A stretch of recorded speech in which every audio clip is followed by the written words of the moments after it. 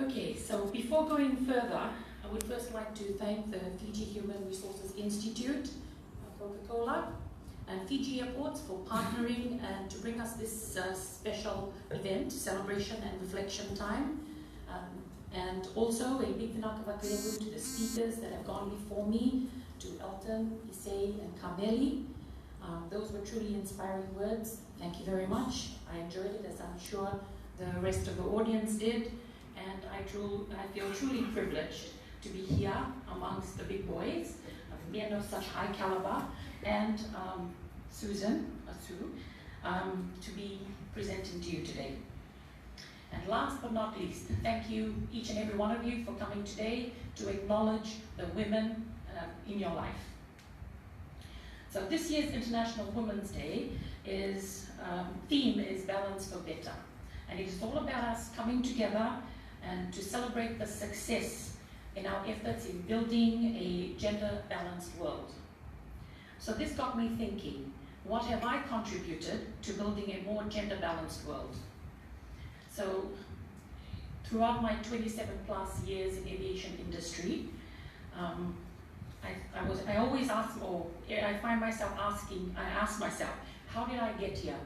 And of course today, I'm wondering, why am I standing here?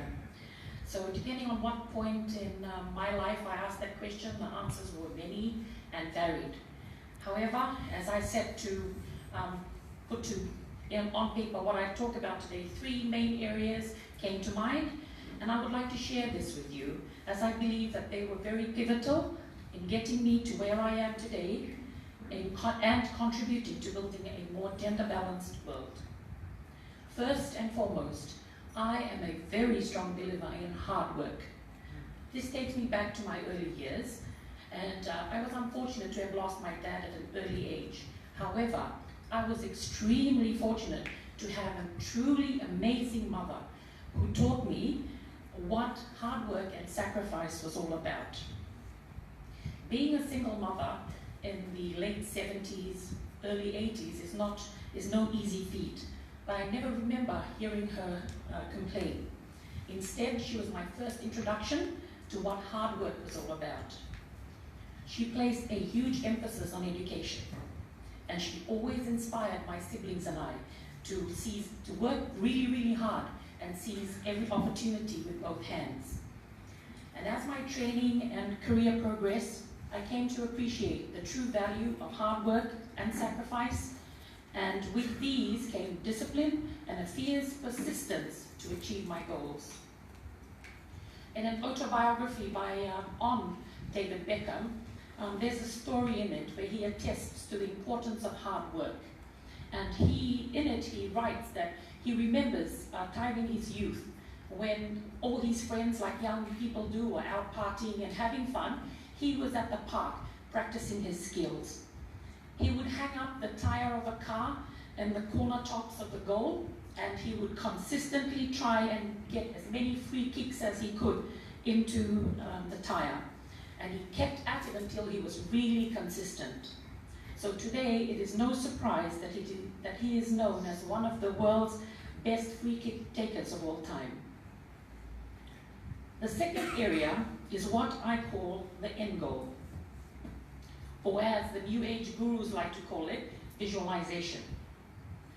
When I started off my journey to become an air traffic controller, no female had, at that stage, been granted an air traffic control license. So as Issei had mentioned, it was purely a male-dominated field. This in itself was a really big obstacle, because we had started off with the mindset that, hey, maybe this is not a female arena. However, I was very lucky to have begun my journey with another female colleague, Alisi, and it was with whom I could talk and vent about whenever the going got tough. And it was during these times when we felt that we had hit a steep hill in our training that our instructor would tell us, visualize the end goal and put in place steps to help you get there. So it was this visualization that actually helped us to move outside of that comfort zone and persevere, knowing what was waiting at the end of the road, because we had the end goal in mind. So this mind, our minds, are a very, very powerful thing. So if I may share with you just a little bit of stats, just to illustrate the power of the mind, and if the mind believes that something is possible, then that something becomes possible. So when I started off as an air traffic control assistant in early 1992, there were no female air traffic controllers. Come 1996, the first female air traffic controller was licensed by the Civil Aviation Authority. By January of 1997, the second female air traffic controller, Alice Namoro, had come online. And now, 22 years later, I'm extremely proud to say that 23 females have been licensed as air traffic controllers by the authority. And that is 25% of the total air traffic control licenses issued by us. So finally, on to the third area. And this area is the importance of people. More specifically, the people that we surround ourselves with and to whom we look to for mentorship.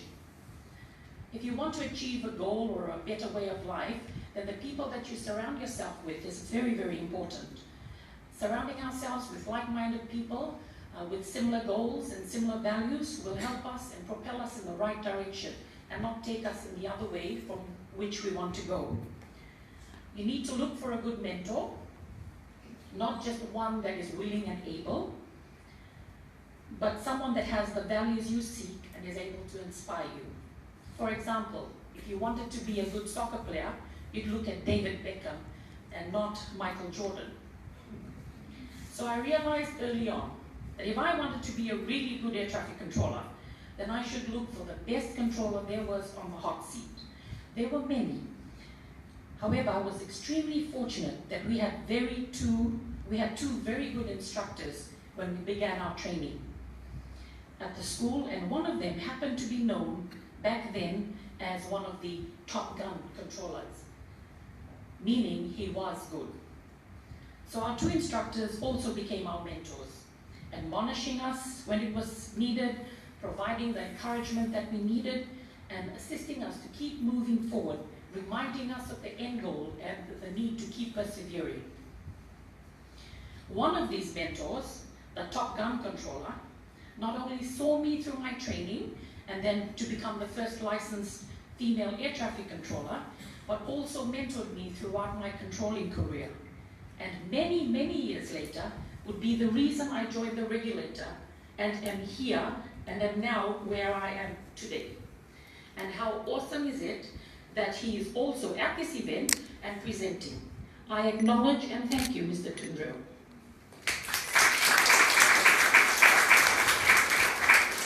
In closing, women are entitled to the same opportunities as men, and I believe that we in Fiji are lucky because we are provided with these opportunities. It is up to us to go out there and grab the opportunities with both hands. It is also important that gender equality as a core value is instilled in our children so that they can continue to foster gender balance. Mindset change is also needed so we can ensure respect, support, and encouragement of everyone, regardless of gender. We need to be building each other up and not tearing each other down. And there is no limit to what we, as women and men, can accomplish if we work as a team. So no matter where we are in life, we need to inspire and empower the women around us. And remember that success is never reached alone. Success and knowledge is even sweeter when it's shared. And before I go, I leave you with one of my favorite quotes from Michelle Obama's book, Becoming, and it goes something like this. For me, becoming isn't about arriving or achieving a certain aim. I see it instead as forward motion, a means of evolving, a way to reach continuously towards a better self. The journey never ends. Thank you.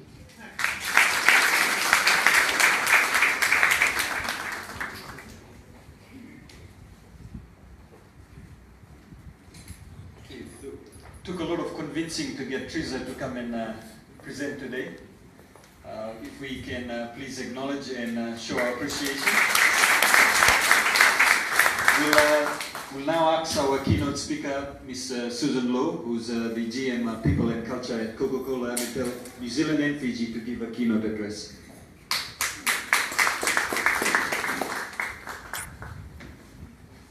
I also need to move the microphone. Wow, congratulations Camille and the Fiji HR Institute on putting together such a fantastic event. And well done everybody that's spoken before me. I also want to acknowledge Fiji Airports for sponsoring this event and providing the venue.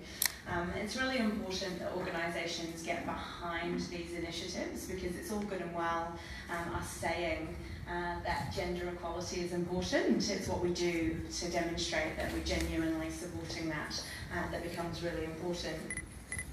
So I took the opportunity, rather than like other people, to talk to you about me or my journey or why I'm here today, to actually share with you hopefully some skills and things you can take away that will help you either individually or to share with your wider network, so that together we can get better gender balance in the workforce. And so I've got two topics I'm going to share.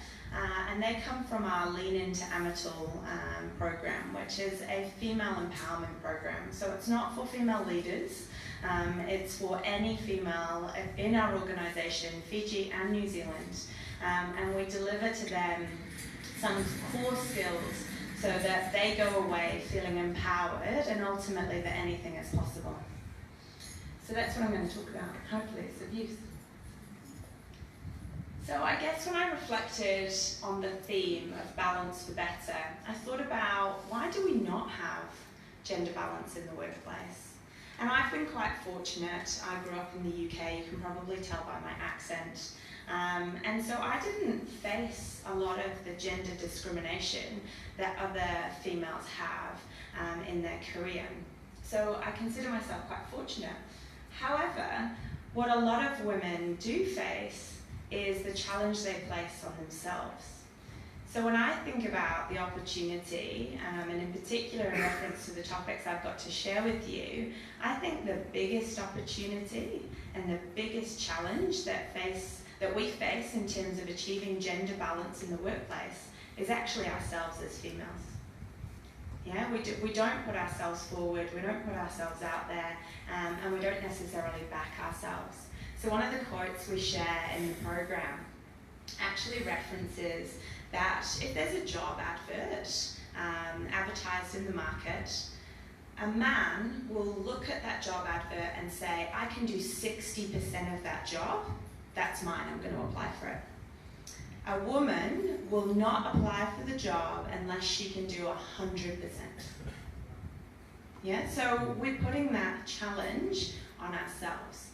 So the two topics that I want to share with you are about that. We are holding ourselves back as females with our mindset. And the things that we can do to overcome that we share in the program so that we can strive for balance, is something we call growth mindset. So I'm going to spend a couple of minutes sharing with you about growth mindset. And then something we call imposter syndrome. Now, this is not something we've invented at Amatil. These are internationally well researched, and there are plenty of books. More than happy to talk afterwards about what those are that talk to each of these. And so if you are interested in learning more, I would recommend that mindset. So when we think about how we all experience the world and the world around us, it's different. You know, you talk to the person next to you, and you will both leave with a different view of what today was all about and what you genuinely got out of today's session. Why is that? Because you're individual, you're unique, and you have a different way of thinking and filtering the world around you based on your values, your beliefs, the way you were brought up, and the environment in which you exist in. And that creates our mindset. But that mindset is not necessarily fixed. It can change. We can shape that mindset. We can shape that view that we have on the world. And so we put those on a continuum, and we say that there's actually two ends to that continuum that exist, and we call them a fixed mindset or a growth mindset. And a fixed mindset is one where we don't believe things can change, and we don't think that necessarily things can grow or adapt or change. So a fixed mindset might be something like, I can't do this, it's too hard, I'm not qualified, I don't have the support that I need, I'm not able to achieve. This is a growth mindset. Well, this is a great opportunity. How am I going to overcome this? I can learn. No, I don't know, but how can I find out? Who can teach me? And so those are the differences. And we've got a handout. Emmy's done a fantastic job of printing some of our materials. We're more than happy to share them with you. So if you're interested in a handout on this or the next topic, see Emmy or Elton at the end and we'll give those to you. But the handout we have on this helps you to map your mindset and understand against the 6 factors in the middle, being skills and intelligence, what your main concerns are, effort, challenges, feedback and mistakes, whether or not you have a fixed mindset or a growth mindset. So it's a really good reflection tool so that you can start to think about what's your mindset. And then the next stage of that, what impact is that mindset having on you and where you are today, whether that be in your career, whether that be in your life, and then what you can do to change and have more of a growth mindset. And so you can see some of the examples on either side, and you can see how that continuum works.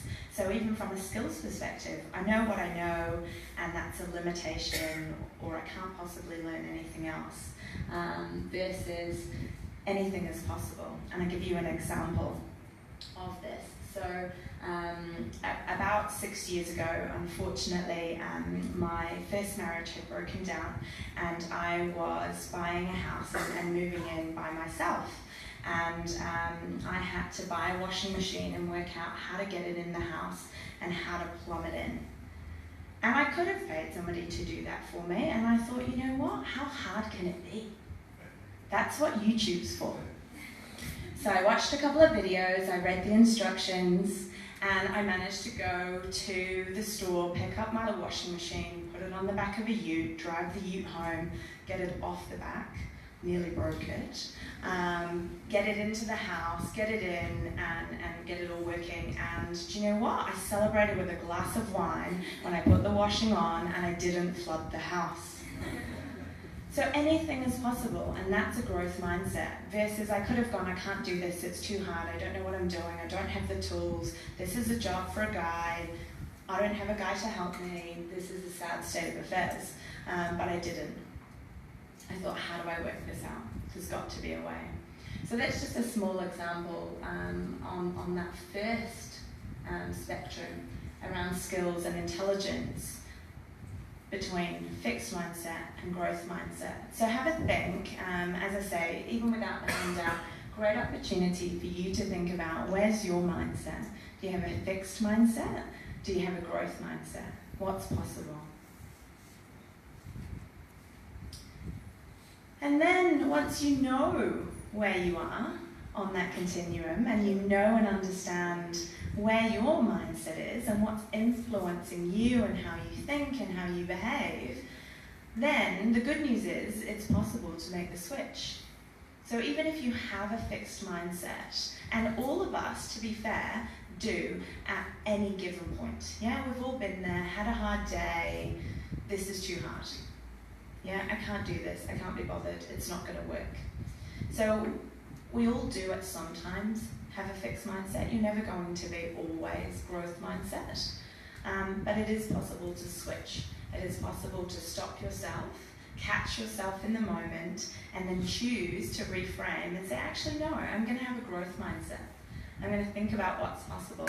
I'm going to reframe that little voice in my head that's telling me I can't do it or it's too hard, and I'm going to change that voice in my head and have a growth mindset.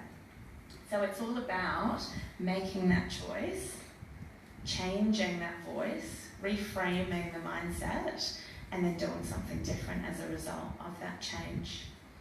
So that's just a little bit about growth mindset, which is one of the skills I wanted to share with you. And then I just realised that's not going to work, so I'm going to get Kimeli to share, or Zuka to share the link with you, because I didn't download the video. But this is a TEDx video on the concept of imposter syndrome. Has anybody heard of imposter syndrome? No?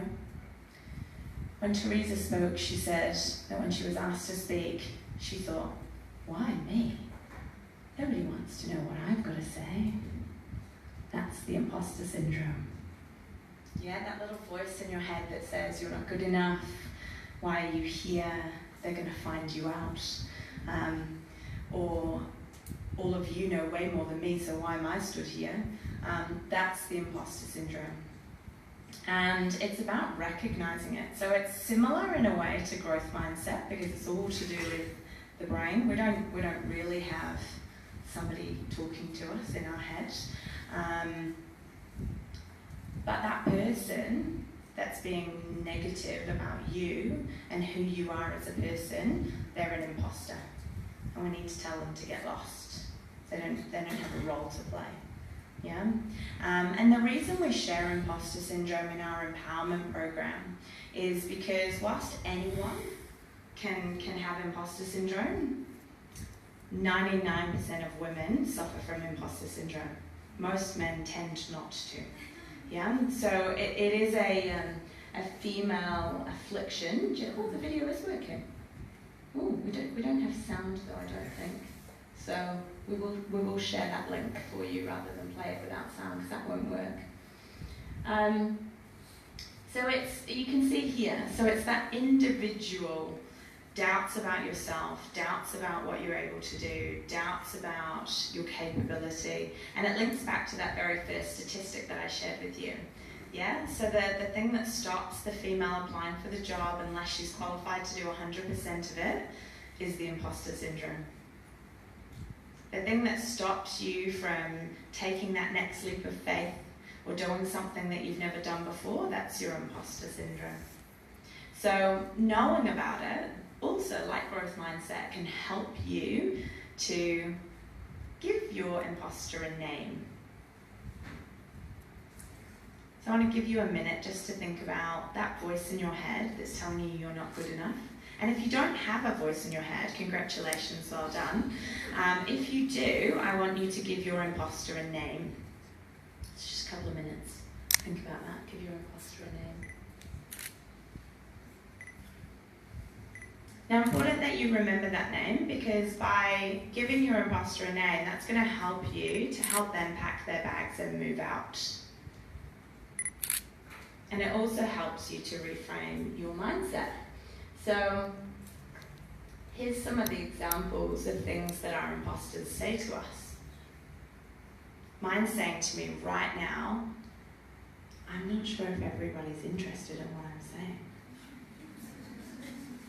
Maybe I got this brief completely wrong and I'm going to be in trouble later. Lucky I've got time to change it before tomorrow's session. So we all have that little voice in our head telling us we're not good enough, or we can't do something, or it's not possible. Now, the reason I said give your imposter a name is the next time your imposter says you're not good enough, you're not worthy, you shouldn't have been given this opportunity, I want you to talk back to your imposter. Now that might sound a little bit strange, but this is about female empowerment.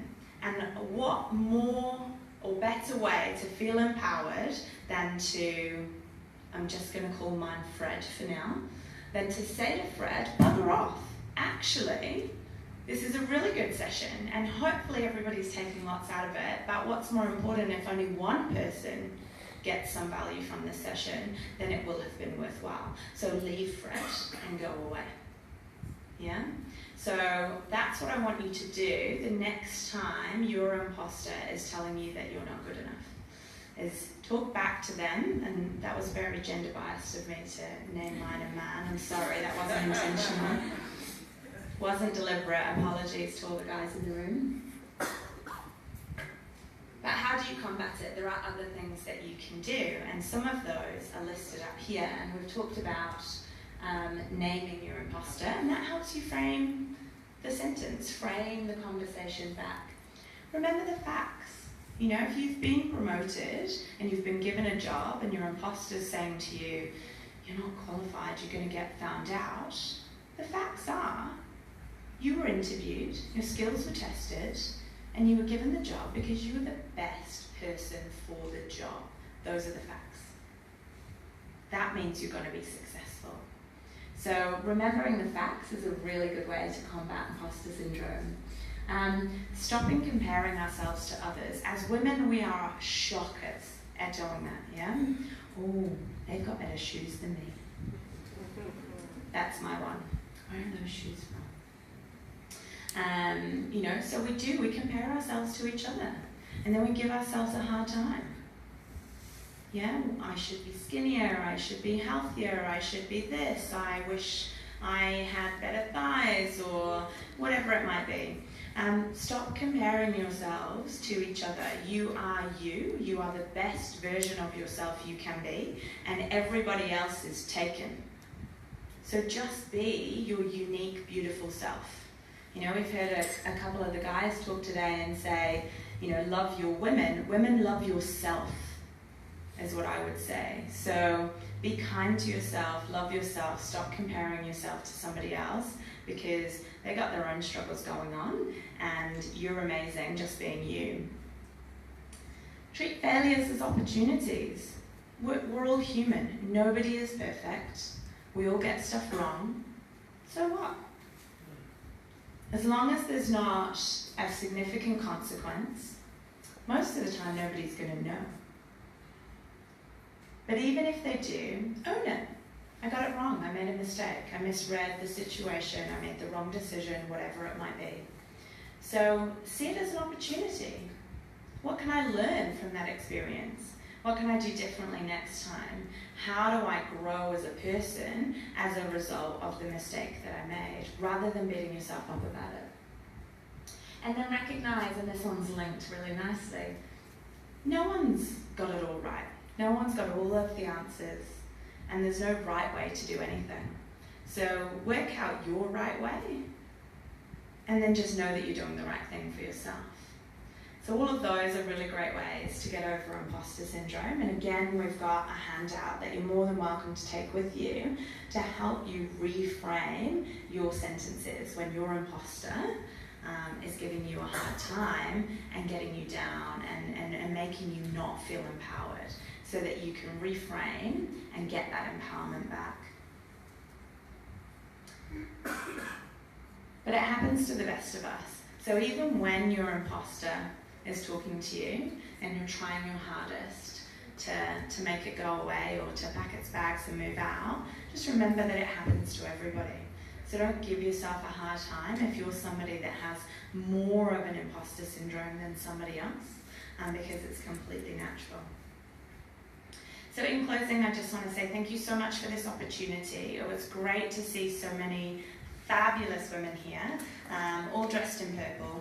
But I guess what I also want to do is, I think this is the first International Women's Day event that I have been to where there has been so many men present. And I think all of you ladies should feel incredibly proud and privileged that all of your colleagues or partners or husbands are here to support you, because better balance for better and gender equality can only happen if we have strong male allies supporting us. So I just want to thank all of the men here today for being as awesome, and all of you lovely ladies for listening to me, and for being wonderful. And hopefully you can take something away from growth mindset or imposter syndrome or both, and be even more wonderful as a result of what you've learned today. So thank you so very much.